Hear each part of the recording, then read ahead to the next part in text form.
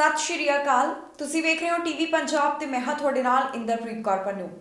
ਖਬਰਾਂ ਦੇ ਇਸ ਬੁਲੇਟਿਨ ਦੇ ਵਿੱਚ ਤੁਹਾਡਾ ਸਵਾਗਤ ਹੈ। ਸਭ ਤੋਂ ਪਹਿਲਾਂ ਨਜ਼ਰ ਮਾਰਦੇ ਹਾਂ ਅੱਜ ਦੀਆਂ ਹੈਡਲਾਈਨਸ ਦੇ ਉੱਪਰ। ਬੰਦੀ ਛੋੜ ਦਿਵਸ ਦੇ ਉੱਪਰ ਪ੍ਰੀਮੀਅਰ ਦਾ ਸੰਦੇਸ਼। ਜੌਨ ਹੌਰਗਨ ਨੇ ਦੀਵਾਲੀ ਤੇ ਦਿੱਤੀ ਵਧਾਈ। ਇਮੀਗ੍ਰੇਸ਼ਨ ਸੰਬੰਧੀ ਕੈਨੇਡਾ ਨੇ ਰਚਿਆ ਇਤਿਹਾਸ। ਸਤੰਬਰ ਮਹੀਨੇ ਟੁੱਟੇ ਪਿਛਲੇ ਕਈ ਰਿਕਾਰਡ। 8 ਹੋਰ ਹਵਾਈ ਅੱਡਿਆਂ ਤੇ ਸੇਵਾਵਾਂ ਸ਼ੁਰੂ। ਟਰਾਂਸਪੋਰਟ ਮੰਤਰੀ ਨੇ ਦਿੱਤੀ ਜਾਣਕਾਰੀ। ਸਕੂਲ ਬੱਸ ਹੋਈ ਹਾਦਸੇ ਦਾ ਸ਼ਿਕਾਰ। ਵੱਡੀ ਲੱਕੜ ਹੋਈ ਆਰ-ਪਾਰ। ਰਾਤ ਸਮੇਂ ਚੱਲੀਆਂ ਗੋਲੀਆਂ। ਇੱਕ ਵਿਅਕਤੀ ਦੀ ਹੋਈ ਮੌਤ। ਬ੍ਰਿਟਿਸ਼ ਕੋਲੰਬੀਆ ਦੇ ਪ੍ਰੀਮੀਅਰ ਜੌਨ ਹੌਰਗਨ ਵੱਲੋਂ ਬੰਦੀ ਛੋੜ ਦਿਵਸ ਦੀਆਂ ਵਧਾਈਆਂ ਦਿੱਤੀਆਂ ਗਈਆਂ ਤੇ ਨਾਲ ਹੀ ਉਹਨਾਂ ਵੱਲੋਂ ਦੀਵਾਲੀ ਦੇ ਤਿਉਹਾਰ ਦਾ ਵੀ ਜ਼ਿਕਰ ਕੀਤਾ ਗਿਆ। ਪ੍ਰੀਮੀਅਰ ਜੌਨ ਹੌਰਗਨ ਵੱਲੋਂ ਇੱਕ ਵੀਡੀਓ ਸੰਦੇਸ਼ ਜਾਰੀ ਕੀਤਾ ਗਿਆ ਹੈ। ਦੱਸ ਦਈਏ ਕਿ ਜੌਨ ਹੌਰਗਨ ਦੀ ਹਾਲ ਹੀ ਦੇ ਵਿੱਚ ਸਰਜਰੀ ਹੋਈ ਹੈ। ਜੋ ਜਾਣਕਾਰੀ ਸਾਹਮਣੇ ਆਈ ਹੈ ਉਸ ਦੇ ਮੁਤਾਬਕ ਹੁਣ ਉਹ ਬਿਲਕੁਲ ਠੀਕ ਹਨ ਤੇ ਉਹਨਾਂ ਦੀ ਸਿਹਤ ਵਿੱਚ ਅੱਗੇ ਰਿਕਵਰੀ ਹੋ ਰਹੀ ਹੈ। ਬ੍ਰਿਟਿਸ਼ ਕੋਲੰਬੀਆ ਦੇ ਪ੍ਰੀਮੀਅਰ ਜੌਨ ਹੌਰਗਨ ਵੱਲੋਂ ਬੰਦੀ ਛੋੜ ਦਿਵਸ ਅਤੇ ਦੀਵਾਲੀ ਦੇ ਤਿਉਹਾਰ ਦੀਆਂ ਵਧਾਈਆਂ ਦਿੱਤੀਆਂ ਗਈਆਂ। ਉਹਨਾਂ ਵੱਲੋਂ ਇੱਕ ਵੀਡੀਓ ਸੰਦੇਸ਼ ਜਾਰੀ ਕੀਤਾ ਗਿਆ ਜਿਸ ਦੇ ਵਿੱਚ ਉਹਨਾਂ ਵੱਲੋਂ ਬੰਦੀ ਛੋੜ ਦਿਵਸ ਦਾ ਜ਼ਿਕਰ ਕਰਦਿਆਂ तमाम ਸਿੱਖ ਸੰਗਤ ਨੂੰ ਵਧਾਈ ਦਿੱਤੀ ਹੈ ਤੇ ਨਾਲ ਹੀ ਉਹਨਾਂ ਵੱਲੋਂ ਦੀਵਾਲੀ ਦੇ ਤਿਉਹਾਰ ਦਾ ਵੀ ਜ਼ਿਕਰ ਕੀਤਾ ਗਿਆ। ਦੱਸ ਦਈਏ ਕਿ ਪ੍ਰੀਮੀਅਰ ਜੌਨ ਹੌਰਗਨ ਦੇ ਗਲ ਦੇ ਵਿੱਚ ਲੰਪ ਮਿਲਿਆ ਸੀ ਜਿਸ ਤੋਂ ਬਾਅਦ ਉਹਨਾਂ ਦੀ ਸਰਜਰੀ ਹੋਈ। ਪ੍ਰੀਮੀਅਰ ਆਫਿਸ ਵੱਲੋਂ ਜੌਨ ਹੌਰਗਨ ਦੀ ਸਿਹਤ ਸੰਬੰਧੀ ਤਾਜ਼ਾ ਅਪਡੇਟ ਸਾਂਝੀ ਕੀਤੀ ਗਈ ਹੈ ਜਿਸ ਦੇ ਮੁਤਾਬਕ ਦੱਸਿਆ ਗਿਆ ਕਿ ਉਹਨਾਂ ਦੀ ਹਾਲਤ ਕਾਫੀ ਬਿਹਤਰ ਹੈ। ਬ੍ਰਿਟਿਸ਼ ਕੋਲੰਬੀਆ ਦੇ ਪ੍ਰੀਮੀਅਰ ਵੱਲੋਂ ਦੀਵਾਲੀ ਅਤੇ ਬੰਦੀ ਛੋੜ ਦਿਵਸ ਦੇ ਮੌਕੇ ਦੇ ਉੱਪਰ ਕੀ ਕਿਹਾ ਗਿਆ ਆਓ ਤੁਹਾਨੂੰ ਸੁਣਾਉਂਦੇ ਹਾਂ। Hello everyone, Premier John Horgan here, wishing you a happy Diwali and Bandai Chor Divas. The Festival of Lights is a time for contemplation and prayer, a time to think about our responsibility to help those around us, to celebrate the triumph of good over evil and hope over despair. We've been through a lot together recently. That is why these reflections on the power of knowledge and light are more important this year than ever before. I believe our brightest days are truly ahead of us. Fighting the COVID-19 pandemic has taught us that we are strongest when we look out for each other. Vaccines are making it possible to come together to light the diya this year and celebrate safely with family and friends. Thank you for doing your part. Together, we will build a stronger, more resilient, and more inclusive BC for everyone. To you and your family, have a happy and healthy Diwali and Bandai Chor Divas. Canada ਵੱਲੋਂ corona virus ਦੇ ਹਾਲਾਤਾਂ ਨੂੰ ਦੇਖਦਿਆਂ ਉਡਾਨਾਂ ਸੰਬੰਧੀ ਰੋਕ ਲਗਾਈ ਗਈ ਜਿਸ ਨੂੰ ਹੁਣ ਹੌਲੀ-ਹੌਲੀ ਹਟਾਇਆ ਜਾ ਰਿਹਾ ਹੈ। ਜਾਣਕਾਰੀ ਦੇ ਮੁਤਾਬਕ 8 ਹੋਰ 에ਅਰਪੋਰਟਸ ਦੇ ਉੱਪਰ ਉਡਾਨਾਂ ਨੂੰ ਬਹਾਲ ਕੀਤਾ ਜਾਵੇਗਾ। ਇਹ ਉਡਾਨਾਂ ਅੰਤਰਰਾਸ਼ਟਰੀ ਹੋਣਗੀਆਂ ਜਿਸ ਦੀ ਜਾਣਕਾਰੀ ਟਰਾਂਸਪੋਰਟ ਮੰਤਰੀ ਵੱਲੋਂ ਦਿੱਤੀ ਗਈ ਹੈ। ਕੈਨੇਡਾ ਵੱਲੋਂ ਇਮੀਗ੍ਰੇਸ਼ਨ ਨੂੰ ਲੈ ਕੇ ਇੱਕ ਨਵਾਂ ਇਤਿਹਾਸ ਰਚਿਆ ਗਿਆ ਜਿਸ ਦੀ ਜਾਣਕਾਰੀ IRCC ਵੱਲੋਂ ਦਿੱਤੀ ਗਈ ਹੈ। Immigration refugees and citizenship Canada ਦਾ ਕਹਿਣਾ ਹੈ ਕਿ ਉਹਨਾਂ ਵੱਲੋਂ ਸਤੰਬਰ ਮਹੀਨੇ ਦੌਰਾਨ ਵੱਧ ਗਿਣਤੀ ਇਮੀਗ੍ਰੈਂਟਸ ਦਾ ਸਵਾਗਤ ਕੀਤਾ ਗਿਆ। IRCC ਦੇ ਦੱਸਣ ਦੇ ਮੁਤਾਬਕ ਸਤੰਬਰ ਮਹੀਨੇ ਦੌਰਾਨ ਕੈਨੇਡਾ ਦੇ ਵਿੱਚ 45,000 ਨਵੇਂ ਇਮੀਗ੍ਰੈਂਟਸ ਆਏ ਹਨ। ਵਿਭਾਗ ਵੱਲੋਂ ਜੋ ਇਹ ਅੰਕੜਾ ਸਾਂਝਾ ਕੀਤਾ ਗਿਆ ਇਸ ਨੂੰ ਮਾਡਰਨ ਕੈਨੇਡੀਅਨ ਹਿਸਟਰੀ ਦਾ ਹਿਸਟੋਰਿਕ ਫਿਗਰ ਦੱਸਿਆ ਜਾ ਰਿਹਾ ਹੈ। ਜ਼ਿਕਰਯੋਗ ਹੈ ਕਿ ਕੈਨੇਡਾ ਵੱਲੋਂ ਕੋਰੋਨਾ ਵਾਇਰਸ ਦੇ ਹਾਲਾਤਾਂ ਨੂੰ ਦੇਖਦਿਆਂ ਯਾਤਰਾ ਸੰਬੰਧੀ ਪਾਬੰਦੀਆਂ ਲਗਾਈਆਂ ਗਈਆਂ ਸਨ ਜਿਸ ਦੇ ਕਾਰਨ ਇਮੀਗ੍ਰੇਸ਼ਨ ਵੀ ਕਾਫੀ ਹੱਦ ਤੱਕ ਪ੍ਰਭਾਵਿਤ ਹੋਇਆ। ਹੌਲੀ-ਹੌਲੀ ਕਰਕੇ ਕੈਨੇਡਾ ਵੱਲੋਂ ਇਨ੍ਹਾਂ ਪਾਬੰਦੀਆਂ ਦੇ ਵਿੱਚ ਢਿੱਲ ਦਿੱਤੀ ਗਈ ਜਿਸ ਤੋਂ ਬਾਅਦ ਇਹ ਹੁਣ ਅੰਕੜਾ ਸਾਹਮਣੇ ਆਇਆ ਕਿ ਸਤੰਬਰ ਮਹੀਨੇ ਦੌਰਾਨ ਰਿਕਾਰਡ ਤੋੜ ਇਮੀਗ੍ਰੈਂਟਸ ਕੈਨੇਡਾ ਲੈਂਡ ਹੋਏ। ਕੈਨੇਡਾ ਵੱਲੋਂ ਜੋ ਇਮੀਗ੍ਰੇਸ਼ਨ ਦੇ ਨਾਲ ਸੰਬੰਧਿਤ 2020 ਦੌਰਾਨ ਇੱਕ ਟਾਰਗੇਟ ਤੈਅ ਕੀਤਾ ਗਿਆ ਸੀ ਉਹ ਕੋਰੋਨਾ ਪੈਂਡੈਮਿਕ ਦੇ ਕਾਰਨ ਪੂਰਾ ਨਹੀਂ ਹੋ ਸਕਿਆ। ਕੈਨੇਡਾ ਵੱਲੋਂ ਇਹ ਟੀਚਾ ਤੈਅ ਕੀਤਾ ਗਿਆ ਸੀ ਕਿ ਇਸ ਸਾਲ 3,41,000 ਨਵੇਂ ਇਮੀਗ੍ਰੈਂਟਸ ਦਾ ਸਵਾਗਤ ਕੀਤਾ ਜਾਵੇਗਾ ਜਦਕਿ ਇਸ ਦੌਰਾਨ ਉਹਨਾਂ ਵੱਲੋਂ ਸਿਰਫ 1,84,000 ਨਵੇਂ ਇਮੀਗ੍ਰੈਂਟਸ ਦਾ ਹੀ ਸਵਾਗਤ ਕੀਤਾ ਗਿਆ। ਇਸ ਤੋਂ ਬਾਅਦ ਕੈਨੇਡਾ ਨੇ ਟਾਰਗੇਟ ਤੈਅ ਕੀਤਾ ਕਿ ਇਸ ਸਾਲ ਜਾਣੀ ਕਿ 2021 ਦੇ ਵਿੱਚ ਉਹਨਾਂ ਵੱਲੋਂ 4,01,000 ਨਵੇਂ ਇਮੀਗ੍ਰੈਂਟਸ ਦਾ ਸਵਾਗਤ ਕੀਤਾ ਜਾਵੇਗਾ ਜਿਸ ਨੂੰ ਪੂਰਾ ਕਰਨ ਦੇ ਵਾਸਤੇ ਵਿਭਾਗ ਵੱਲੋਂ ਕਈ ਕੋਸ਼ਿਸ਼ਾਂ ਕੀਤੀਆਂ ਜਾ ਰਹੀਆਂ ਨੇ ਚਾਹੇ ਫਰਵਰੀ 13 ਦਾ ਰਿਕਾਰਡ ਤੋੜ ਐਕਸਪ੍ਰੈਸ ਐਂਟਰੀ ਡਰਾ ਹੋਵੇ ਜਾਂ ਫਿਰ ਇਮੀਗ੍ਰੇਸ਼ਨ ਵਿਭਾਗ ਵੱਲੋਂ PR ਦੇ ਨਾਲ ਸੰਬੰਧਿਤ ਜੋ ਪ੍ਰੋਗਰਾਮ ਲਿਆਂਦੇ ਗਏ। ਜਾਣਕਾਰੀ ਦੇ ਮੁਤਾਬਕ ਹੁਣ ਤੱਕ ਕੈਨੇਡਾ ਦੇ ਵਿੱਚ 2,67,000 ਇਮੀਗ੍ਰੈਂਟਸ ਲੈਂਡ ਹੋਏ ਹਨ ਜਦਕਿ 1,34,000 ਨਵੇਂ ਇਮੀਗ੍ਰੈਂਟਸ ਆਉਣ ਦੀ ਉਮੀਦ ਹੈ। ਇਹ ਟਾਰਗੇਟ ਕੈਨੇਡਾ ਦੇ ਇਮੀਗ੍ਰੇਸ਼ਨ ਵਿਭਾਗ ਦੇ ਵਾਸਤੇ ਅਕਤੂਬਰ ਤੋਂ ਦਸੰਬਰ ਦਰਮਿਆਨ ਪੂਰਾ ਕਰਨਾ ਜ਼ਰੂਰੀ ਹੈ। ਇੱਥੇ ਦੱਸਣਯੋਗ ਹੈ ਕਿ ਫਰਵਰੀ 13 ਨੂੰ ਇੱਕ ਐਕਸਪ੍ਰੈਸ ਐਂਟਰੀ ਡਰਾ ਕੱਢਿਆ ਗਿਆ ਜਿਸ ਦੇ ਵਿੱਚ ਇੱਕੋ ਵਾਰ 27,000 ਤੋਂ ਵੱਧ ਕੈਨੇਡੀਅਨ ਐਕਸਪੀਰੀਅੰਸ ਕਲਾਸ ਕੈਂਡੀਡੇਟਸ ਨੂੰ ਸੱਦੇ ਜਾਰੀ ਕੀਤੇ ਗਏ। ਇਸ ਤੋਂ ਬਾਅਦ IRCC ਵੱਲੋਂ ਮਈ ਮਹੀਨੇ ਦੌਰਾਨ 6 ਟੈਂਪਰੇਰੀ ਸਟ੍ਰੀਮਸ ਲਿਆਂਦੇ ਗਏ, ਜਿਸ ਦੇ ਵਿੱਚ 90,000 ਤੱਕ ਨੂੰ PR ਹਾਸਲ ਕਰਨ ਦਾ ਮੌਕਾ ਦਿੱਤਾ ਗਿਆ। ਉਮੀਦ ਕੀਤੀ ਜਾ ਰਹੀ ਹੈ ਕਿ ਕੈਨੇਡਾ ਦੇ ਇਮੀਗ੍ਰੇਸ਼ਨ ਵਿਭਾਗ ਵੱਲੋਂ ਕੋਈ ਵੱਡਾ ਸਰਪ੍ਰਾਈਜ਼ ਦਿੱਤਾ ਜਾਵੇਗਾ ਤਾਂ ਕਿ ਉਨ੍ਹਾਂ ਵੱਲੋਂ ਆਪਣਾ ਟਾਰਗੇਟ ਪੂਰਾ ਕੀਤਾ ਜਾ ਸਕੇ। ਸਤੰਬਰ ਮਹੀਨੇ ਦੌਰਾਨ ਕੈਨੇਡਾ ਵੱਲੋਂ ਇਤਿਹਾਸ ਰਚਿਆ ਗਿਆ। ਇਹ ਇਤਿਹਾਸ ਇਮੀਗ੍ਰੇਸ਼ਨ ਦੇ ਨਾਲ ਜੁੜਿਆ ਹੋਇਆ ਹੈ। ਇਸ ਬਾਰੇ IRCC ਵੱਲੋਂ ਜਾਣਕਾਰੀ ਦਿੱਤੀ ਗਈ ਹੈ। ਵਿਭਾਗ ਦਾ ਕਹਿਣਾ ਹੈ ਕਿ ਸਤੰਬਰ ਮਹੀਨੇ ਦੌਰਾਨ ਵੱਡੀ ਗਿਣਤੀ ਦੇ ਵਿੱਚ ਇਮੀਗ੍ਰੈਂਟਸ ਕੈਨੇਡਾ ਲੈਂਡ ਹੋਏ ਹਨ। ਇਹਨਾਂ ਦੀ ਗਿਣਤੀ 45,000 ਦੇ ਕਰੀਬ ਦੱਸੀ ਗਈ ਹੈ। ਕੈਨੇਡਾ ਵੱਲੋਂ ਜੋ ਉਡਾਨਾਂ ਸੰਬੰਧੀ ਹੌਲੀ-ਹੌਲੀ ਕਰਕੇ ਢਿੱਲ ਦਿੱਤੀ ਜਾ ਰਹੀ ਹੈ, ਉਹ ਸਿਲਸਿਲਾ ਅਜੇ ਵੀ ਜਾਰੀ ਹੈ। ਆਟਵਾ ਵੱਲੋਂ ਹੁਣ ਅੰਤਰਰਾਸ਼ਟਰੀ ਉਡਾਨਾਂ ਦੇ ਉੱਪਰ ਲੱਗੀ ਪਾਬੰਦੀ ਨੂੰ ਹਟਾਇਆ ਜਾਵੇਗਾ, ਜਿਸ ਦੇ ਮੁਤਾਬਕ ਕੈਨੇਡਾ ਦੇ 8 ਹੋਰ 에ਅਰਪੋਰਟਸ ਦੇ ਉੱਪਰ ਮੁੜ ਤੋਂ ਉਡਾਨਾਂ ਦੀ ਸ਼ੁਰੂਆਤ ਹੋਣ ਜਾ ਰਹੀ ਹੈ। ਇਸ ਬਾਰੇ ਕੈਨੇਡਾ ਦੇ ਟਰਾਂਸਪੋਰਟ ਮਿਨਿਸਟਰ ਦੇ ਵੱਲੋਂ ਜਾਣਕਾਰੀ ਸਾਂਝੀ ਕੀਤੀ ਗਈ, ਜਿਸ ਦੇ ਵਿੱਚ ਉਹਨਾਂ ਦਾ ਕਹਿਣਾ ਹੈ ਕਿ ਨਵੰਬਰ ਮਹੀਨੇ ਦੇ ਆਖਿਰ ਤੱਕ ਕੈਨੇਡਾ ਦੇ 8 에ਅਰਪੋਰਟਸ ਦੇ ਉੱਪਰ ਮੁੜ ਤੋਂ ਅੰਤਰਰਾਸ਼ਟਰੀ ਉਡਾਨਾਂ ਦੀ ਸ਼ੁਰੂਆਤ ਕੀਤੀ ਜਾਵੇਗੀ। ਦੱਸ ਦਈਏ ਕਿ ਟਰਾਂਸਪੋਰਟ ਮੰਤਰੀ ਵੱਲੋਂ ਇਹ ਐਲਾਨ ਵਾਟਰਲੂ ਇੰਟਰਨੈਸ਼ਨਲ 에ਅਰਪੋਰਟ ਤੋਂ ਕੀਤਾ ਗਿਆ, ਜਿੱਥੇ ਉਨ੍ਹਾਂ ਵੱਲੋਂ 8 ਹੋਰ 에ਅਰਪੋਰਟਸ ਤੋਂ ਮੁੜ ਉਡਾਨਾਂ ਚਲਾਉਣ ਸੰਬੰਧੀ ਜਾਣਕਾਰੀ ਸਾਂਝੀ ਕੀਤੀ। ਇਸ ਦੌਰਾਨ ਮੰਤਰੀ ਵੱਲੋਂ ਕਿਹਾ ਗਿਆ ਕਿ ਵੱਖ-ਵੱਖ ਦੇਸ਼ਾਂ ਦੇ ਵਿੱਚ ਜੋ ਇਸ ਸਮੇਂ ਵੈਕਸੀਨੇਸ਼ਨ ਰੇਟ ਹੈ, ਉਸ ਨੂੰ ਧਿਆਨ ਵਿੱਚ ਰੱਖਦਿਆਂ ਕੈਨੇਡਾ ਵੱਲੋਂ ਯਾਤਰਾ ਪਾਬੰਦੀਆਂ ਹਟਾਈਆਂ ਜਾ ਰਹੀਆਂ ਹਨ।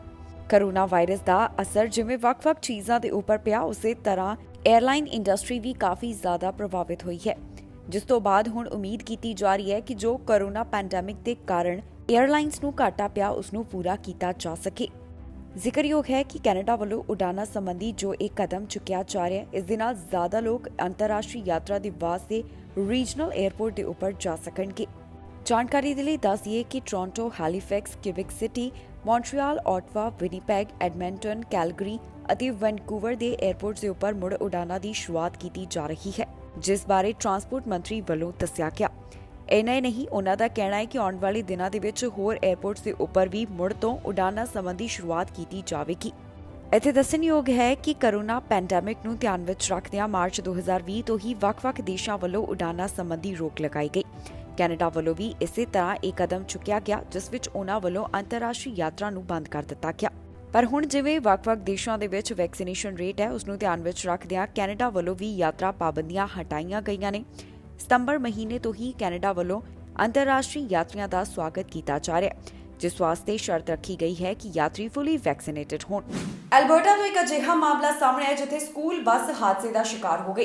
ਇੱਕ ਵੱਡੀ ਲੱਕੜ ਇਸ ਬੱਸ ਦੇ ਨਾਲ ਜਾ ਟਕਰਾਈ, ਜਿਸ ਦੀਆਂ ਤਸਵੀਰਾਂ ਤੇ ਵੀਡੀਓ ਸੋਸ਼ਲ ਮੀਡੀਆ ਦੇ ਉੱਪਰ ਵੀ ਵਾਇਰਲ ਹੋ ਰਹੀ ਹੈ। ਪੁਲਿਸ ਵੱਲੋਂ ਫਿਲਹਾਲ ਇਸ ਮਾਮਲੇ ਦੀ ਪੜਤਾਲ ਕੀਤੀ ਜਾ ਰਹੀ ਹੈ। ਇੱਕ ਸਕੂਲ ਬੱਸ ਦੇ ਵਿੱਚ ਲੱਕੜ ਦੀਆਂ ਵੱਡੀਆਂ ਟਾਹਣੀਆਂ ਜਾ ਟਕਰਾਈਆਂ। ਇਹ ਲੱਕੜ ਦੀਆਂ ਮੋਟੀਆਂ ਟਾਹਣੀਆਂ ਸਕੂਲ ਬੱਸ ਦੇ ਆਰ-ਪਾਰ ਹੋ ਗਈਆਂ। ਜੀ ਹਾਂ, ਇਹ ਮਾਮਲਾ ਐਲਬਰਟਾ ਤੋਂ ਸਾਹਮਣੇ ਆਇਆ, ਜਿੱਥੇ ਇੱਕ ਸਕੂਲ ਬੱਸ ਜੋ ਕਿ ਬੱਚਿਆਂ ਨੂੰ ਲੈ ਕੇ ਜਾ ਰਹੀ ਸੀ, ਉਸ ਦੇ ਵਿੱਚ ਲੱਕੜ ਦੀਆਂ ਵੱਡੀਆਂ ਟਾਹਣੀਆਂ ਪੰਚ ਹੋ ਗਈਆਂ। ਜਾਣਕਾਰੀ ਮੁਤਾਬਕ ਇਸ ਦੌਰਾਨ ਇੱਕ ਵਿਦਿਆਰਥੀ ਜ਼ਖਮੀ ਹੋ ਗਿਆ। ਇਸ ਜ਼ਖਮੀ ਵਿਦਿਆਰਥੀ ਨੂੰ ਹਸਪਤਾਲ ਦੇ ਵਿੱਚ ਭਰਤੀ ਕਰਵਾਇਆ ਗਿਆ, ਜਿੱਥੇ ਉਸ ਦਾ ਇਲਾਜ ਚੱਲ ਰਿਹਾ ਹੈ। ਇਸ ਘਟਨਾ ਦੇ ਬਾਰੇ ਜੋ ਆਫੀਸ਼ੀਅਲਸ ਦੇ ਵੱਲੋਂ ਜਾਣਕਾਰੀ ਦਿੱਤੀ ਗਈ, ਉਸ ਦੇ ਮੁਤਾਬਕ ਇਹ ਮਾਮਲਾ 8 ਵਜੇ ਦੇ ਕਰੀਬ ਹਾਈਵੇ 33 ਅਤੇ 53 ਐਵੀਨਿਊ ਤੋਂ ਸਾਹਮਣੇ ਆਇਆ।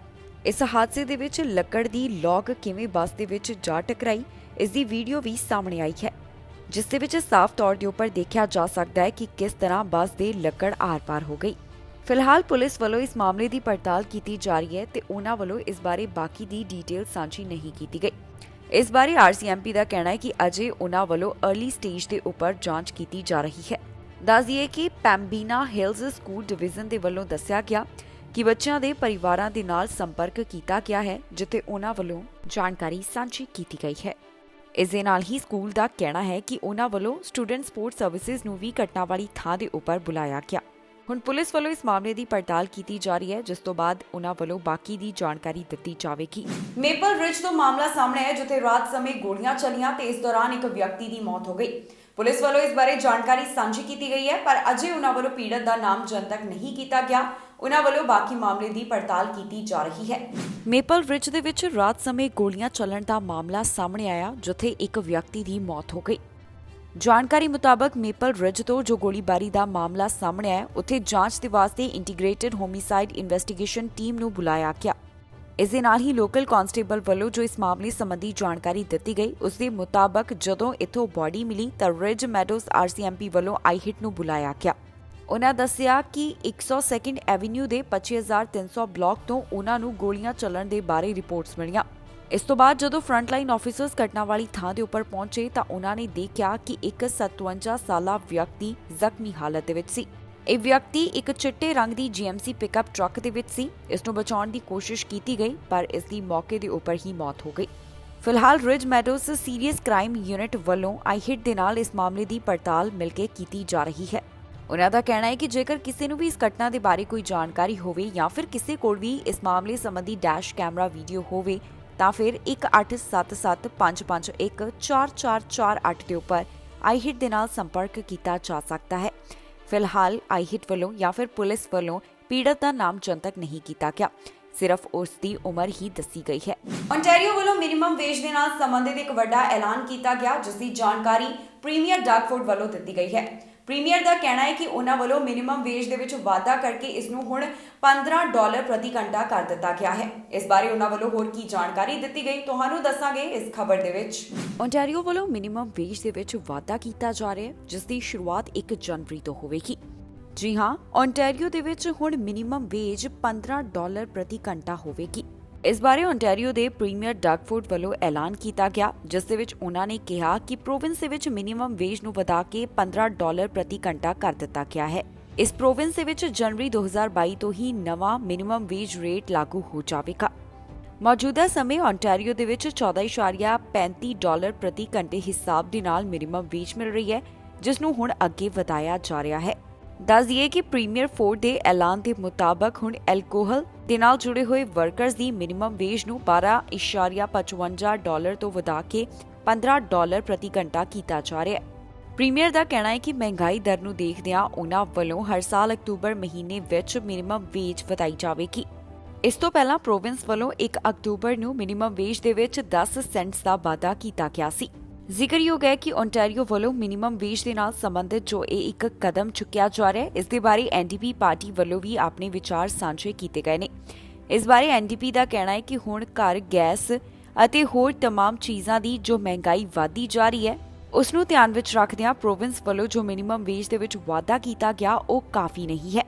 ਦੱਸਿਏ ਕਿ ਕੈਨੇਡਾ ਦੇ ਵਿੱਚ ਲਗਾਤਾਰ ਮਹਿੰਗਾਈ ਦਰ ਵਧਦੀ ਜਾ ਰਹੀ ਹੈ ਜਿਸ ਨੂੰ ਲੈ ਕੇ ਲਗਾਤਾਰ ਕਈ ਤਰ੍ਹਾਂ ਦੇ ਵਿਚਾਰ ਵੀ ਸਾਹਮਣੇ ਆ ਰਹੇ ਹਨ। ਫਾਈਜ਼ਰ ਇਨਕਾਰਪੋਰੇਸ਼ਨ ਦੇ ਵੱਲੋਂ ਉਮੀਦ ਜਤਾਈ ਗਈ ਹੈ ਕਿ 2022 ਦੇ ਵਿੱਚ ਉਹਨਾਂ ਦੇ ਵੈਕਸੀਨ ਦੀ ਕਾਫੀ ਜ਼ਿਆਦਾ ਸੇਲ ਹੋਵੇਗੀ ਤੇ ਉਹਨਾਂ ਨੂੰ ਇਸ ਦੌਰਾਨ ਕਾਫੀ ਮੁਨਾਫਾ ਹੋ ਸਕਦਾ ਹੈ। 2021 ਬਾਰੇ ਵੀ ਉਹਨਾਂ ਵੱਲੋਂ ਇੱਕ ਐਸਟੀਮੇਟ ਲਗਾਇਆ ਗਿਆ ਹੈ ਜਿਸ ਦੀ ਜਾਣਕਾਰੀ ਖੁਦ ਕੰਪਨੀ ਵੱਲੋਂ ਸਾਂਝੀ ਕੀਤੀ ਗਈ। ਉਹਨਾਂ ਨੂੰ ਉਮੀਦ ਹੈ ਕਿ ਆਉਣ ਵਾਲੇ ਦਿਨਾਂ ਦੌਰਾਨ ਕਈ ਦੇਸ਼ਾਂ ਦੇ ਨਾਲ ਵੈਕਸੀਨ ਸੰਬੰਧੀ ਡੀਲ ਹੋ ਸਕਦੀ ਹੈ। ਫਾਈਜ਼ਰ ਦੀ ਕੋਵਿਡ-19 ਵੈਕਸੀਨ ਦੇ ਨਾਲ ਸੰਬੰਧਿਤ ਅਗਲੇ ਸਾਲ ਕਿੰਨੀ ਸੇਲ ਹੋ ਸਕਦੀ ਹੈ ਇਸ ਬਾਰੇ ਜਾਣਕਾਰੀ ਸਾਹਮਣੇ ਆਈ ਹੈ। ਫਾਈਜ਼ਰ ਨੂੰ ਉਮੀਦ ਹੈ ਕਿ ਅਗਲੇ ਸਾਲ ਉਹਨਾਂ ਦੀ ਵੈਕਸੀਨ ਦੀ $29 ਬਿਲੀਅਨ ਤੱਕ ਦੀ ਸੇਲ ਹੋ ਸਕਦੀ ਹੈ। ਫਾਈਜ਼ਰ ਇਨਕਾਰਪੋਰੇਸ਼ਨ ਦੇ ਵੱਲੋਂ ਕਿਹਾ ਗਿਆ ਕਿ ਉਹਨਾਂ ਨੂੰ ਉਮੀਦ ਹੈ ਕਿ 2021 ਦੀ ਸੇਲ $36 ਬਿਲੀਅਨ ਤੱਕ ਦੀ ਹੋਵੇਗੀ ਤੇ ਨਾਲ ਹੀ ਉਹਨਾਂ ਵੱਲੋਂ 2022 ਵਾਸਤੇ ਵੀ ਉਮੀਦ ਦਾ ਪ੍ਰਗਟਾਵਾ ਕੀਤਾ ਗਿਆ।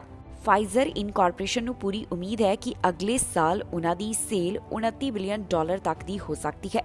ਇਸ US ਡਰੱਗ ਮੇਕਰ ਨੂੰ ਪੂਰੀ ਉਮੀਦ ਹੈ ਕਿ ਆਉਣ ਵਾਲੇ ਦਿਨਾਂ ਦੇ ਵਿੱਚ ਉਹਨਾਂ ਵੱਲੋਂ ਕਈ ਹੋਰ ਦੇਸ਼ਾਂ ਦੇ ਨਾਲ ਵੀ ਟੀਕੇ ਸੰਬੰਧੀ ਡੀਲ ਕੀਤੀ ਜਾਵੇਗੀ ਜਿਸ ਦਾ ਨਤੀਜਾ ਇਹ ਹੋਵੇਗਾ ਕਿ ਪਹਿਲਾਂ ਦੇ ਮੁਕਾਬਲੇ ਉਹਨਾਂ ਦੀ ਸੇਲ ਦੇ ਵਿੱਚ ਵਾਧਾ ਵੀ ਹੋ ਸਕਦਾ ਹੈ।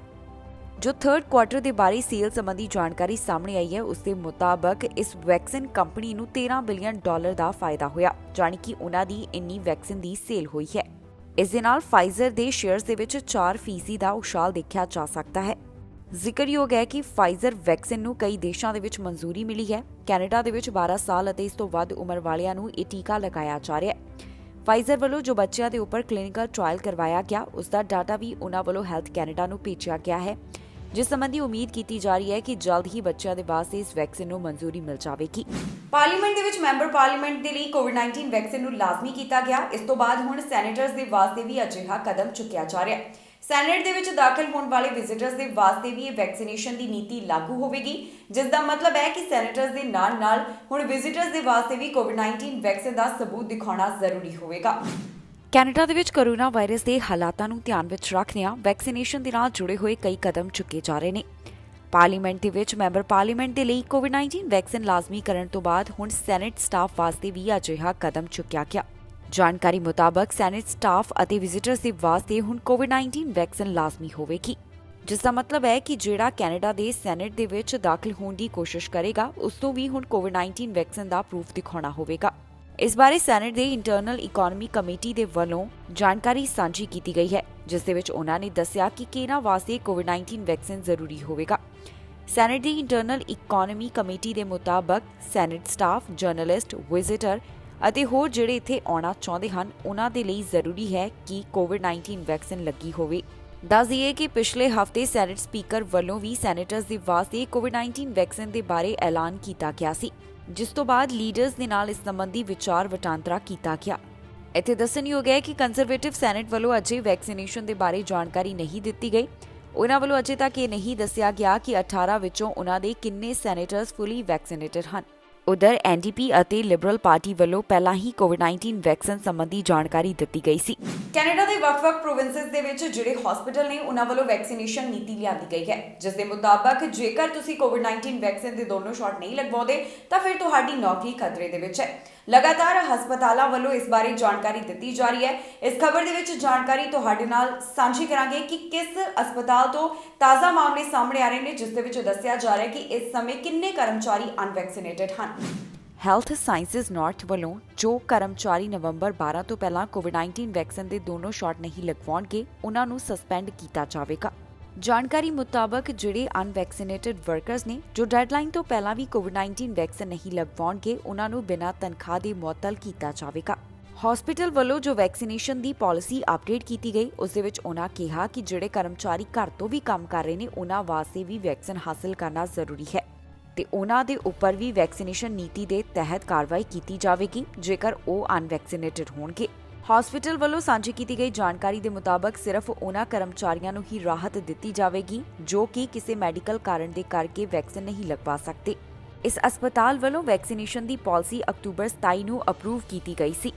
ਹਸਪੀਟਲ ਦਾ ਕਹਿਣਾ ਹੈ ਕਿ ਨਵੰਬਰ 26 ਤੱਕ ਜਿਨ੍ਹਾਂ ਵੱਲੋਂ ਕੋਵਿਡ-19 ਵੈਕਸੀਨ ਦਾ ਇੱਕ ਡੋਜ਼ ਵੀ ਹਾਸਲ ਨਹੀਂ ਕੀਤਾ ਜਾਵੇਗਾ ਉਹਨਾਂ ਉੱਪਰ ਵੈਕਸੀਨੇਸ਼ਨ ਨੀਤੀ ਦੇ ਤਹਿਤ ਕਾਰਵਾਈ ਕੀਤੀ ਜਾਵੇਗੀ।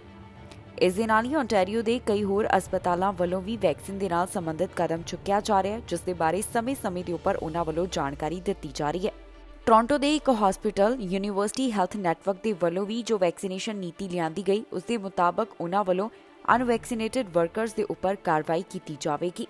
ਇਸ ਦੇ ਨਾਲ ਹੀ ਟੋਰਾਂਟੋ ਦੇ ਕੁਝ ਅਜਿਹੇ ਹਸਪਤਾਲ ਵੀ ਹਨ ਜਿਨ੍ਹਾਂ ਵੱਲੋਂ ਸਖਤੀ ਦੇ ਨਾਲ ਵੈਕਸੀਨੇਸ਼ਨ ਨੀਤੀ ਨਹੀਂ ਲਿਆਂਦੀ ਗਈ ਕਿਉਂਕਿ ਉਹਨਾਂ ਦੇ ਕਰਮਚਾਰੀਆਂ ਵੱਲੋਂ ਪਹਿਲਾਂ ਹੀ ਕੋਵਿਡ-19 ਵੈਕਸੀਨ ਲਗਵਾਈ ਜਾ ਰਹੀ ਹੈ। ਦੱਸ ਦਈਏ ਕਿ ਹੁਣ ਤੱਕ ਦੀ ਜਾਣਕਾਰੀ ਦੇ ਮੁਤਾਬਕ 266 ਕਰਮਚਾਰੀ ਅਜਿਹੇ ਹਨ ਜਿਨ੍ਹਾਂ ਵੱਲੋਂ ਕੋਵਿਡ-19 ਵੈਕਸੀਨ ਦੇ ਬਾਰੇ ਜਾਣਕਾਰੀ ਅਜੇ ਨਹੀਂ ਦਿੱਤੀ ਗਈ। ਜ਼ਿਕਰਯੋਗ ਹੈ ਕਿ ਇਸ ਸਮੇਂ ਸਡਬਰੀ ਕੋਵਿਡ-19 ਦਾ ਹੌਟਸਪੌਟ ਬਣਿਆ ਹੋਇਆ ਹੈ। ਇੱਥੇ 212 ਕੋਰੋਨਾ ਵਾਇਰਸ ਦੇ ਐਕਟਿਵ ਕੇਸਸ ਹਨ, ਜਿਸ ਦੇ ਬਾਰੇ ਹਸਪੀਟਲ ਵੱਲੋਂ ਵੀ ਲਗਾਤਾਰ ਅਪਡੇਟ ਸਾਂਝੀ ਕੀਤੀ ਜਾ ਰਹੀ ਹੈ, ਜਿਸ ਦੇ ਵਿੱਚ ਉਹਨਾਂ ਵੱਲੋਂ ਦੱਸਿਆ ਜਾ ਰਿਹਾ ਹੈ ਕਿ ਇੱਥੇ ਕੀ ਹਾਲਾਤ ਬਣੇ ਹੋਏ ਨੇ।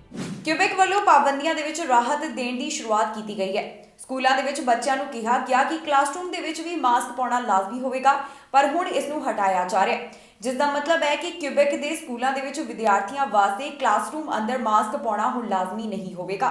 ਹੋਰ ਕਿਹੜੀਆਂ ਪਾਬੰਦੀਆਂ ਦੇ ਵਿੱਚ ਪ੍ਰੋਵਿੰਸ ਵੱਲੋਂ ਢਿੱਲ ਦਿੱਤੀ ਗਈ ਦੱਸਾਂਗੇ ਤੁਹਾਨੂੰ ਇਸ ਖਬਰ ਦੇ ਵਿੱਚ। ਕਿਊਬੈਕ ਵੱਲੋਂ ਕੋਰੋਨਾ ਪਾਬੰਦੀਆਂ ਦੇ ਵਿੱਚ ਰਾਹਤ ਦਿੱਤੀ ਜਾ ਰਹੀ ਹੈ। ਪ੍ਰੋਵਿੰਸ ਵੱਲੋਂ ਜੋ ਸਕੂਲਾਂ ਦੇ ਵਿੱਚ ਕੋਰੋਨਾ ਕਾਰਨ ਪਾਬੰਦੀਆਂ ਲਗਾਈਆਂ ਗਈਆਂ ਸਨ ਇਸ ਨੂੰ ਹੁਣ ਹਟਾਇਆ ਜਾਵੇਗਾ। ਜਾਣਕਾਰੀ ਮੁਤਾਬਕ ਸਕੂਲਾਂ ਦੇ ਵਿੱਚ ਹੁਣ ਵਿਦਿਆਰਥੀਆਂ ਵਾਸਤੇ ਮਾਸਕ ਪਾਉਣਾ ਲਾਜ਼ਮੀ ਨਹੀਂ ਹੋਵੇਗਾ। ਇਸ ਦੀ ਸਾਰੀ ਜਾਣਕਾਰੀ ਕਿਊਬੈਕ ਦੇ ਸਿਹਤ ਮੰਤਰੀ ਵੱਲੋਂ ਸਾਂਝੀ ਕੀਤੀ ਗਈ, ਜਿਸ ਦੇ ਵਿੱਚ ਉਹਨਾਂ ਦਾ ਕਹਿਣਾ ਹੈ ਕਿ 15 ਨਵੰਬਰ ਤੋਂ ਪ੍ਰੋਵਿੰਸ ਦੇ ਵਿੱਚ ਕੁਝ ਪਾਬੰਦੀਆਂ ਹਟਾਈਆਂ ਜਾ ਰਹੀਆਂ ਨੇ। ਸਿਹਤ ਮੰਤਰੀ ਦਾ ਕਹਿਣਾ ਹੈ ਕਿ ਇਸ ਸਮੇਂ ਪ੍ਰੋਵਿੰਸ ਦੇ ਵਿੱਚ ਕੋਰੋਨਾ ਵਾਇਰਸ ਦੀ ਸਥਿਤੀ ਕਾਬੂ ਦੇ ਵਿੱਚ ਹੈ। ਇਸ ਦੇ ਕਾਰਨ ਹੁਣ ਪਾਬੰਦੀਆਂ ਦੇ ਵਿੱਚ ਵੀ ਢਿੱਲ ਦਿੱਤੀ ਜਾ ਸਕਦੀ ਹੈ।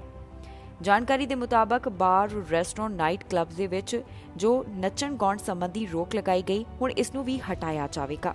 ਸੂਬੇ ਵੱਲੋਂ ਕੈਰੀਓਕੇ ਨੂੰ ਵੀ ਗ੍ਰੀਨ ਲਾਈਟ ਦਿੱਤੀ ਜਾਵੇਗੀ, ਜਿਸ ਦੇ ਵਾਸਤੇ ਕੁਝ ਹਦਾਇਤਾਂ ਵੀ ਜਾਰੀ ਕੀਤੀਆਂ ਗਈਆਂ ਨੇ।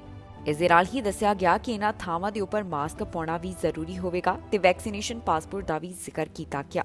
ਇਸ ਤੋਂ ਪਹਿਲਾਂ ਪ੍ਰੋਵਿੰਸ ਦੇ ਵਿੱਚ ਕਈ ਥਾਵਾਂ ਤੋਂ ਜੋ ਕੈਪੈਸਿਟੀ ਲਿਮਿਟ ਹੈ ਉਸ ਨੂੰ ਹਟਾਇਆ ਗਿਆ। ਕਈ ਜਗ੍ਹਾ ਨੂੰ ਮੁੜ ਤੋਂ ਪੂਰੀ ਕੈਪੈਸਿਟੀ ਦੇ ਨਾਲ ਖੋਲ੍ਹਣ ਸੰਬੰਧੀ ਐਲਾਨ ਕੀਤਾ ਜਾ ਚੁੱਕਿਆ ਹੈ। ਇਸ ਦੇ ਨਾਲ ਹੀ ਦੱਸ ਦਈਏ ਕਿ ਕਿਊਬੈਕ ਦੇ ਸਕੂਲਾਂ ਦੇ ਵਿੱਚ ਇਸ ਸਮੇਂ ਵਿਦਿਆਰਥੀਆਂ ਵਾਸਤੇ ਮਾਸਕ ਪਾਉਣਾ ਜ਼ਰੂਰੀ ਹੈ। ਇਨ੍ਹਾਂ ਵਿਦਿਆਰਥੀਆਂ ਨੂੰ ਕਿਹਾ ਗਿਆ ਕਿ ਕਲਾਸਰੂਮ ਦੇ ਵਿੱਚ ਵੀ ਮਾਸਕ ਪਾਇਆ ਜਾਵੇ, ਪਰ ਹੁਣ ਪ੍ਰੋਵਿੰਸ ਦੇ ਵੱਲੋਂ ਇਸ ਨੂੰ ਵੀ ਹਟਾਇਆ ਜਾ ਰਿਹਾ ਹੈ, ਜਿਸ ਦਾ ਮਤਲਬ ਹੈ ਕਿ ਵਿਦਿਆਰਥੀਆਂ ਨੂੰ ਹੁਣ ਕਲਾਸ ਦੇ ਵਿੱਚ ਮਾਸਕ ਪਾਉਣ ਦੀ ਜ਼ਰੂਰਤ ਨਹੀਂ ਹੋਵੇਗੀ। ਇਸੇ ਦੇ ਨਾਲ ਹੀ ਕਾਮਨ ਏਰੀਆਜ਼ ਅਤੇ ਬੱਸਾਂ ਦੇ ਵਿੱਚ ਅਜੇ ਵੀ ਮਾਸਕ ਸੰਬੰਧੀ ਹਦਾਇਤਾਂ ਜਾਰੀ ਰਹਿਣਗੀਆਂ। ਜ਼ਿਕਰਯੋਗ ਹੈ ਕਿ ਕੈਨੇਡਾ ਦੇ ਕਈ ਪ੍ਰੋਵਿੰਸਸ ਦੇ ਵੱਲੋਂ ਕੋਰੋਨਾ ਵਾਇਰਸ ਦੇ ਹਾਲਾਤਾਂ ਨੂੰ ਦੇਖਦਿਆਂ ਪਾਬੰਦੀਆਂ ਲਗਾਈਆਂ ਗਈਆਂ, ਜਿਸ ਨੂੰ ਹੁਣ ਹੌਲੀ-ਹੌਲੀ ਹਟਾਉਣ ਦੀ ਸ਼ੁਰੂਆਤ ਕੀਤੀ ਗਈ ਹੈ। ਕਿਊਬੈਕ ਦੇ ਵੱਲੋਂ ਵੀ ਅਜਿਹਾ ਕਦਮ ਚੁੱਕਿਆ ਜਾ ਰਿਹਾ ਹੈ, ਜਿਸ ਤੋਂ ਪਹਿਲਾਂ ਉਹਨਾਂ ਵੱਲੋਂ ਕੈਪੈਸਿਟੀ ਲਿਮਿਟ ਹਟਾਈ ਗਈ ਤੇ ਹੁਣ ਉਹਨਾਂ ਵੱਲੋਂ ਸਕੂਲਾਂ ਦੇ ਵਿੱਚ ਲਾਜ਼ਮੀ ਮਾਸਕ ਨੂੰ ਵੀ ਹਟਾਇਆ ਜਾ ਰਿਹਾ ਹੈ। ਬ੍ਰਿਟਿਸ਼ ਕੋਲੰਬੀਆ ਤੋਂ ਵੈਕਸੀਨ ਦੇ ਨਾਲ ਜੁੜੀ ਹੋਈ ਜਾਣਕਾਰੀ ਸਾਹਮਣੇ ਆਈ ਹੈ, ਜਿਸ ਦੇ ਮੁਤਾਬਕ ਕਈ ਹੈਲਥ ਕੇਅਰ ਵਰਕਰਸ ਅਜਿਹੇ ਹਨ ਜਿਨ੍ਹਾਂ ਵੱਲੋਂ ਕੋਵਿਡ-19 ਵੈਕਸੀਨ ਹਾਸਲ ਨਹੀਂ ਕੀਤੀ ਗਈ। ਸਿਹਤ ਮੰਤਰੀ ਵੱਲੋਂ ਇਸ ਬਾਰੇ ਦੱਸਿਆ ਗਿਆ, ਜਿਸ ਦੇ ਵਿੱਚ ਉਹਨਾਂ ਨੇ ਇੱਕ ਵਾਰ ਫਿਰ ਤੋਂ ਵੈਕਸੀਨੇਸ਼ਨ ਨੀਤੀ ਦਾ ਜ਼ਿਕਰ ਕੀਤਾ ਹੈ। ਇਸ ਖਬਰ ਦੇ ਵਿੱਚ ਤੁਹਾਨੂੰ ਦੱਸਾਂਗੇ ਕਿ ਕਿਹੜੇ ਕਰਮਚਾਰੀਆਂ ਦੀ ਨੌਕਰੀ ਖਤਰੇ ਦੇ ਵਿੱਚ ਹੈ ਜਿਨ੍ਹਾਂ ਵੱਲੋਂ ਅਜੇ ਤੱਕ ਕੋਵਿਡ-19 ਵੈਕਸੀਨ ਨਹੀਂ ਲਗਵਾਈ ਗਈ। ਬ੍ਰਿਟਿਸ਼ ਕੋਲੰਬੀਆ ਦੇ ਵਿੱਚ ਕਿੰਨੇ ਹੈਲਥ ਕੇਅਰ ਵਰਕਰਸ ਇਸ ਸਮੇਂ ਵੈਕਸੀਨੇਟਡ ਹਨ ਅਤੇ ਕਿੰਨਿਆਂ ਵੱਲੋਂ ਅਜੇ ਤੱਕ ਕੋਵਿਡ-19 ਵੈਕਸੀਨ ਹਾਸਲ ਨਹੀਂ ਕੀਤੀ ਗਈ, ਇਸ ਬਾਰੇ ਹੁਣ ਪ੍ਰੋਵਿੰਸ ਦੇ ਵੱਲੋਂ ਜਾਣਕਾਰੀ ਦਿੱਤੀ ਗਈ ਹੈ। ਬ੍ਰਿਟਿਸ਼ ਕੋਲੰਬੀਆ ਹੈਲਥ ਆਫੀਸ਼ੀਅਲਸ ਦਾ ਕਹਿਣਾ ਹੈ ਕਿ ਹੁਣ ਤੱਕ 3,325 ਹੈਲਥ ਕੇਅਰ ਵਰਕਰਸ ਅਜਿਹੇ ਹਨ ਜਿਨ੍ਹਾਂ ਵੱਲੋਂ ਕੋਵਿਡ-19 ਵੈਕਸੀਨ ਹਾਸਲ ਨਹੀਂ ਕੀਤੀ ਗਈ। ਹੁਣ ਜਿਹੜੇ 2.6% ਵਰਕਰਸ ਦੇ ਵੱਲੋਂ ਕੋਵਿਡ-19 ਵੈਕਸੀਨ ਨਹੀਂ ਲਗਵਾਈ ਗਈ, ਉਹਨਾਂ ਨੂੰ ਅਨਪੇਡ ਲੀਵ ਦੇ ਉੱਪਰ ਭੇਜਿਆ ਜਾ ਸਕਦਾ ਹੈ। ਹੈਲਥ ਮਿਨਿਸਟਰ ਵੱਲੋਂ ਜਾਣਕਾਰੀ ਦਿੱਤੀ ਗਈ ਹੈ ਕਿ 1,27,500 ਹੈਲਥ ਕੇਅਰ ਵਰਕਰਸ ਵਿੱਚੋਂ ਇਸ ਸਮੇਂ 1,22,000 ਵਰਕਰਸ ਫੁੱਲੀ ਵੈਕਸੀਨੇਟਡ ਹਨ, ਜਿਸ ਦਾ ਮਤਲਬ ਹੈ ਕਿ ਬ੍ਰਿਟਿਸ਼ ਕੋਲੰਬੀਆ ਦੇ ਵਿੱਚ 96% ਵਰਕਰਸ ਦੇ ਵੱਲੋਂ ਕੋਵਿਡ-19 ਵੈਕਸੀਨ ਦੀ ਦੋਨੋਂ ਡੋਜ਼ ਲਗਵਾਈ ਗਈ। ਇਸ ਦੇ ਨਾਲ ਹੀ 2,000 ਤੋਂ ਵੱਧ ਅਜਿਹੇ ਵਰਕਰਸ ਦੀ ਗਿਣਤੀ ਹੈ ਜਿਨ੍ਹਾਂ ਵੱਲੋਂ ਅਜੇ ਤੱਕ ਇੱਕੋ ਹੀ ਡੋਜ਼ ਹਾਸਲ ਕੀਤੀ ਗਈ ਹੈ। ਇੱਥੇ ਦੱਸਣਯੋਗ ਹੈ ਕਿ ਕਈ ਹਸਪਤਾਲਾਂ ਨੂੰ ਹੁਣ ਸਟਾਫ ਦੀ ਸ਼ਾਰਟੇਜ ਦਾ ਵੀ ਸਾਹਮਣਾ ਕਰਨਾ ਪੈ ਰਿਹਾ ਹੈ। ਬ੍ਰਿਟਿਸ਼ ਕੋਲੰਬੀਆ ਦੇ ਵਿੱਚ Kamloops, Abbotsford, North Vancouver, Richmond, New Westminster ਦੇ ਹਸਪਤਾਲਾਂ ਦੇ ਵਿੱਚ ਸਟਾਫ ਦੀ ਕਮੀ ਨੂੰ ਦੇਖਿਆ ਜਾ ਸਕਦਾ ਹੈ, ਜਿਸ ਬਾਰੇ ਹੈਲਥ ਮਿਨਿਸਟਰ ਵੱਲੋਂ ਜਾਣਕਾਰੀ ਦਿੱਤੀ ਗਈ। ਉਹਨਾਂ ਦੱਸਿਆ ਕਿ ਸਟਾਫ ਦੀ ਕਮੀ ਨੂੰ ਦੇਖਦਿਆਂ ਹੁਣ ਉਹਨਾਂ ਵੱਲੋਂ ਸਰਜਰੀਆਂ ਪੋਸਟਪੋਨ ਕੀਤੀਆਂ ਜਾ ਰਹੀਆਂ ਨੇ। ਕੈਨੇਡਾ ਦੇ ਵਿੱਚ ਇਸ ਸਮੇਂ ਕਾਫੀ ਵੱਡੀ ਗਿਣਤੀ ਅਜਿਹੀ ਹੈ ਜਿਨ੍ਹਾਂ ਵੱਲੋਂ ਕੋਵਿਡ-19 ਵੈਕਸੀਨ ਦੀ ਇੱਕ ਡੋਜ਼ ਹਾਸਲ ਕੀਤੀ ਗਈ ਤੇ ਨਾਲ ਹੀ ਵੈਕਸੀਨੇਸ਼ਨ ਰੇਟ ਉਹਨਾਂ ਦੇ ਵਿੱਚ ਵੀ ਕਾਫੀ ਜ਼ਿਆਦਾ ਹਾਈ ਹੈ ਜਿਨ੍ਹਾਂ ਵੱਲੋਂ ਦੋਨੋਂ ਡੋਜ਼ ਹਾਸਲ ਕੀਤੇ ਗਏ ਨੇ। ਇਸ ਖਬਰ ਦੇ ਵਿੱਚ ਤੁਹਾਨੂੰ ਜਾਣਕਾਰੀ ਦਵਾਂਗੇ ਕਿ ਵੱਖ-ਵੱਖ ਪ੍ਰੋਵਿੰਸਸ ਦੇ ਵਿੱਚ ਇਸ ਸਮੇਂ ਕਿੰਨੇ ਫੀਸਦੀ ਆਬਾਦੀ ਵੱਲੋਂ ਕੋਵਿਡ-19 ਵੈਕਸੀਨ ਲਗਵਾਈ ਜਾ ਚੁੱਕੀ ਹੈ। ਕੈਨੇਡਾ 'ਚ ਵੈਕਸੀਨੇਸ਼ਨ ਰੇਟ ਕਾਫੀ ਹਾਈ ਹੈ। ਇੱਥੇ ਹੁਣ ਤੱਕ ਕਈ ਲੋਕਾਂ ਵੱਲੋਂ ਕੋਵਿਡ-19 ਵੈਕਸੀਨ ਹਾਸਲ ਕੀਤੀ ਗਈ। ਕੈਨੇਡਾ ਦੇ ਵਿੱਚ 99.50% ਆਬਾਦੀ ਅਜਿਹੀ ਹੈ ਜਿਨ੍ਹਾਂ ਵੱਲੋਂ ਕੋਵਿਡ-19 ਵੈਕਸੀਨ ਦੀ ਘੱਟੋ-ਘੱਟ ਇੱਕ ਡੋਜ਼ ਹਾਸਲ ਕੀਤੀ ਗਈ, ਜਦਕਿ 84.64% ਆਬਾਦੀ ਵੱਲੋਂ ਕੋਵਿਡ-19 ਵੈਕਸੀਨ ਦੇ ਦੋਨੋਂ ਸ਼ਾਟਸ ਹਾਸਲ ਕੀਤੇ ਗਏ। ਹੁਣ ਤੁਹਾਨੂੰ ਦੱਸਦੇ ਹਾਂ ਕਿ ਵੱਖ-ਵੱਖ ਪ੍ਰੋਵਿੰਸਸ ਦੇ ਵਿੱਚ ਇਸ ਸਮੇਂ ਵੈਕਸੀਨੇਸ਼ਨ ਰੇਟ ਕੀ ਹੈ।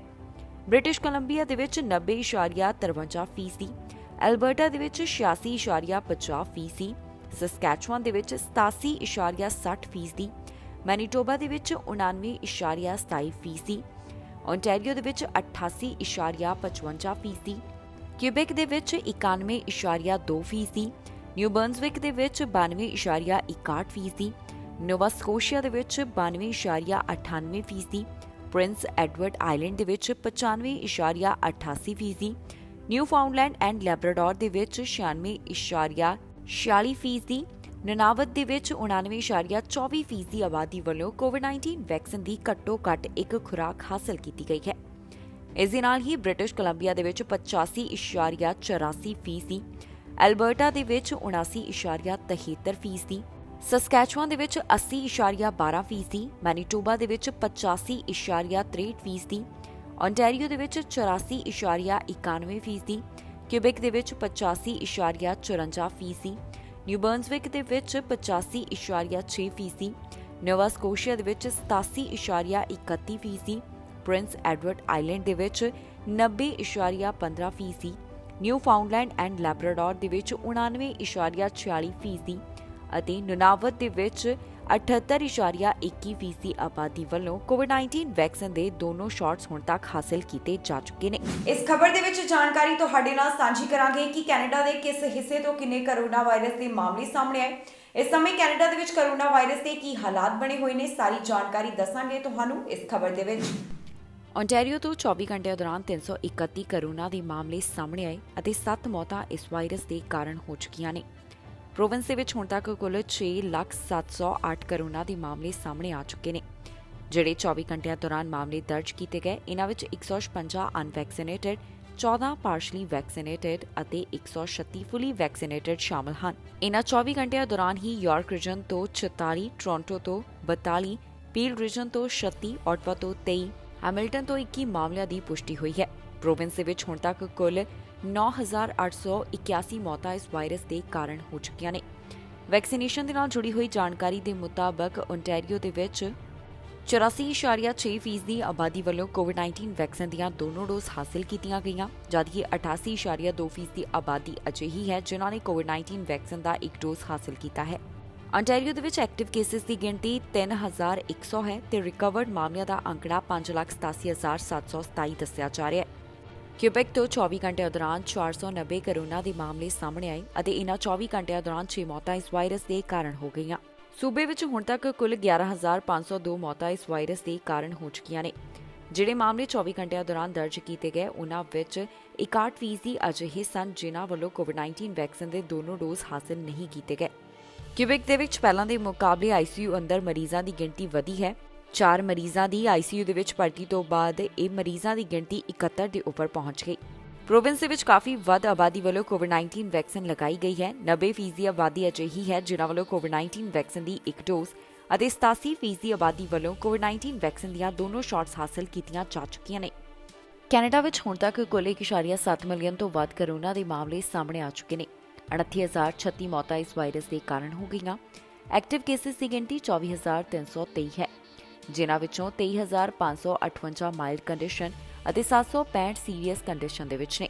ਇਸ ਦੇ ਨਾਲ ਹੀ ਕੈਨੇਡਾ ਦੇ ਵਿੱਚ ਰਿਕਵਰਡ ਕੇਸਿਸ ਦਾ ਅੰਕੜਾ 1.6 ਮਿਲੀਅਨ ਤੋਂ ਵੱਧ ਹੈ। ਇਸ ਦੇ ਨਾਲ ਹੀ ਜਾਂਦੇ ਇੱਕ ਵਾਰ ਫਿਰ ਤੋਂ ਨਜ਼ਰ ਮਾਰਦੇ ਹਾਂ ਅੱਜ ਦੀਆਂ ਹੈਡਲਾਈਨਸ ਦੇ ਉੱਪਰ। ਬੰਦੀ ਛੋੜ ਦਿਵਸ ਦੇ ਉੱਪਰ ਪ੍ਰੀਮੀਅਰ ਦਾ ਸੰਦੇਸ਼, ਜੌਨ ਹੌਰਗਨ ਨੇ ਦੀਵਾਲੀ ਤੇ ਦਿੱਤੀ ਵਧਾਈ। ਇਮੀਗ੍ਰੇਸ਼ਨ ਸੰਬੰਧੀ ਕੈਨੇਡਾ ਨੇ ਰਚਿਆ ਇਤਿਹਾਸ, ਸਤੰਬਰ ਮਹੀਨੇ ਟੁੱਟੇ ਪਿਛਲੇ ਕਈ ਰਿਕਾਰਡ। 8 ਹੋਰ ਹਵਾਈ ਅੱਡਿਆਂ ਤੇ ਸੇਵਾਵਾਂ ਸ਼ੁਰੂ, ਟਰਾਂਸਪੋਰਟ ਮੰਤਰੀ ਨੇ ਦਿੱਤੀ ਜਾਣਕਾਰੀ। ਸਕੂਲ ਬੱਸ ਹੋਈ ਹਾਦਸੇ ਦਾ ਸ਼ਿਕਾਰ, ਵੱਡੀ ਲੱਕੜ ਹੋਈ ਆਰ-ਪਾਰ। ਰਾਤ ਸਮੇਂ ਚੱਲੀਆਂ ਗੋਲੀਆਂ, ਇੱਕ ਵਿਅਕਤੀ ਦੀ ਹੋਈ ਮੌਤ। ਖਬਰਾਂ ਦੇ ਇਸ ਬੁਲੇਟਿਨ ਦੇ ਵਿੱਚ ਇੰਨਾ ਹੀ। ਨਵੀਆਂ ਤੇ ਤਾਜ਼ੀਆਂ ਖਬਰਾਂ ਲੈ ਕੇ ਫਿਰ ਤੋਂ ਹਾਜ਼ਰ ਹੋਵਾਂਗੇ। ਫਿਲਹਾਲ ਮੈਨੂੰ ਇੰਦਰਪ੍ਰੀਤ ਕੌਰ ਪੰਨੂ ਨੂੰ ਦਿਓ ਇਜਾਜ਼ਤ ਤੇ ਤੁਸੀਂ ਵੇਖਦੇ ਰਹੋ ਟੀਵੀ ਪੰਜਾਬ।